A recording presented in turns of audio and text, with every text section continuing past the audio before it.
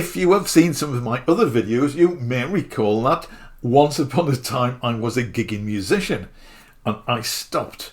And I would like to tell you why I stopped. And I would like to think that this may perhaps serve as a cautionary tale, not just for gigging musicians, but for anyone who is involved with music at any level. So I would like to explain what happened, why it happened, how I allowed it to happen, how I felt about it, and then what happened when I did a little bit of an analysis later on. So I started gigging in my late teens, early 20s, and I began in local clubs doing dance work.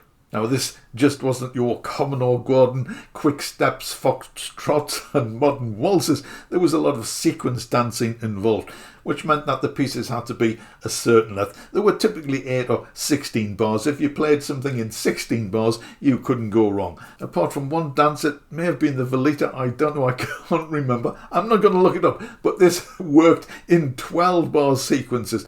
But many of the sequence dances had particular types of tunes associated with them. The Pride of Erin, for example, was typically Irish waltzes. So although you could technically play anything as long as the timing and the rhythm was correct, you really sort of had to stick to certain types of tunes. Anyway, this was fantastic and I really enjoyed it, and I did this for many years. However, if you can imagine playing the same tunes day after day, week after week, year after year, I eventually did get bored.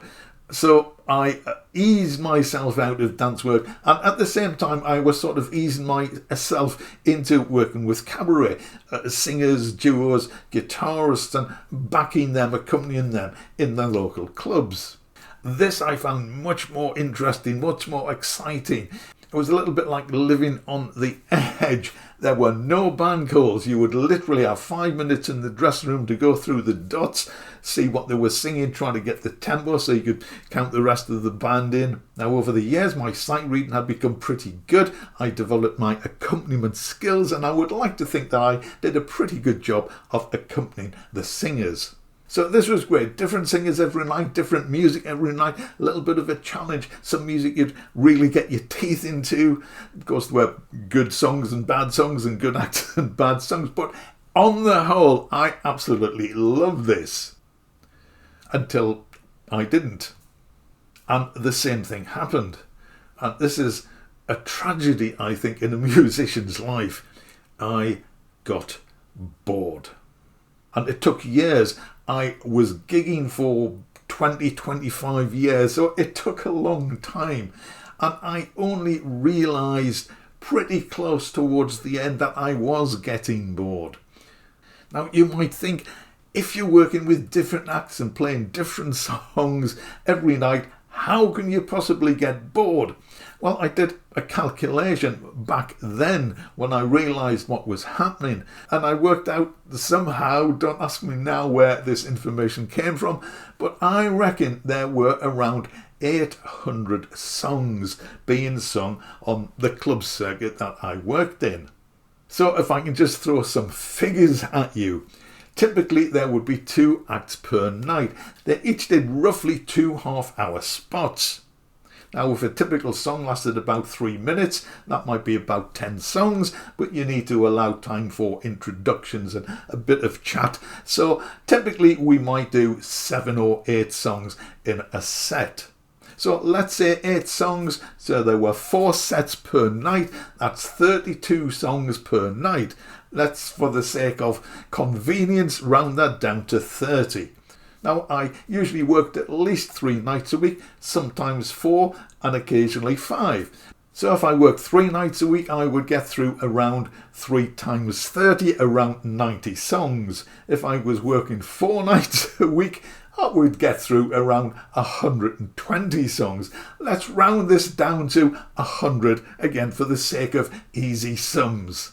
So if we divide that into 800, you come to the realisation that I was playing the same songs approximately every 8 weeks, every 2 months. Now, I'm sure you could manage to play the odd song you didn't like once every 2 months.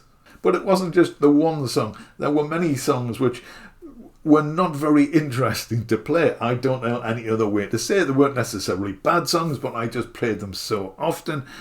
I was bored and they became stale, and I just really did not enjoy playing them. There were many songs which I did enjoy and I could play week after week after week, but they tended to be in the minority. Anyway, this was my life back in the day, and I remember having a sort of sense of unease sometimes about going out to a gig. Now, typically, I would be quite eager and I would get ready and I'd take my SY-77 along and do the gig, and it was great.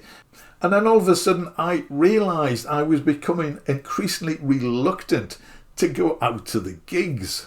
And at the time, I have to say, I didn't really realise what was happening, but I did know sometimes we would go and we would have a good night, and sometimes it would not be such a good night. It would just be boring. So this feeling sort of snuck up on me it was several months, and when I look back, I realised that it hadn't just been a few months. I'd been having feelings of boredom, if you like, for want of a better word, over the last couple of years. Anyway, I made the decision that I really did not want to do this anymore. I was going to stop gigging, so I made that decision and I stopped.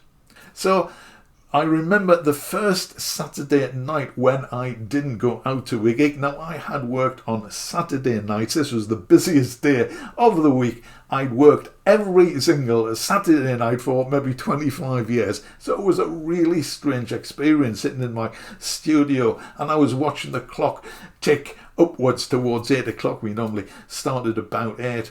So I sort of thought I really should have been there and what was happening in the club. But life goes on. Other musicians would jump in and do the job, and I'm sure it was soon forgotten and nobody really missed me. Such is life. But one of the things I did feel when the clock ticked past 8 was an enormous sense of relief. I didn't have to go and do this job which had really become boring. I didn't have to do this anymore, and I was so relieved.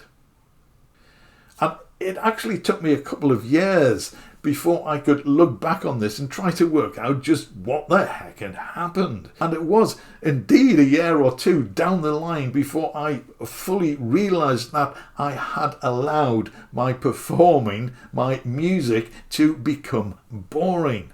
And it just snuck up on me so slowly. So here's my takeaway, and this is what I would like to say to you, whether you're a performing, gigging musician or not, if you're just making music for your own pleasure and enjoyment. You need to be aware of what you're doing and not just go through the motions. You need to enjoy everything that you do musically. And I don't know if this is a modern idea, but I would say you need to check in with yourself every so often. Put a note in your diary every 3 or 4 months or 6 months and check in with yourself to see how your music is going, if you are still enjoying it. Now, if I had done this back then, I may have made some other decisions. Instead of just stopping, I might have thought, well, I could form a duo or a trio and we could play the music that we wanted to play and do the clubs. Or I could have been in a band.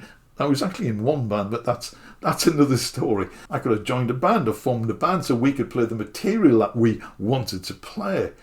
So there were options, but at the time when I stopped gigging, I just didn't want to do any more gigs of any type. So looking back at this a year or two on, I realised if I had been more aware of what was going on in my head with the music, if I had known I was getting bored, I could have made alternative arrangements. However, since I'd stopped gigging at the time, I didn't want to do any more gigs of any type. And a couple of years down the line, I just didn't feel as if I wanted to join a band or a duo or whatever and carry on. Now, I did miss performing, I did miss the good gigs, but to me, the good gigs were so few and far between that as a whole, I didn't miss the performing, gigging thing at all. So I would say if you are making music and just thoroughly enjoying yourself, just take a moment every few months to check in with yourself and see if everything is going to plan. And if there is something which is boring you or something which is drawing you away from the music, then give yourself a little time to think about what it is and how you might alter it.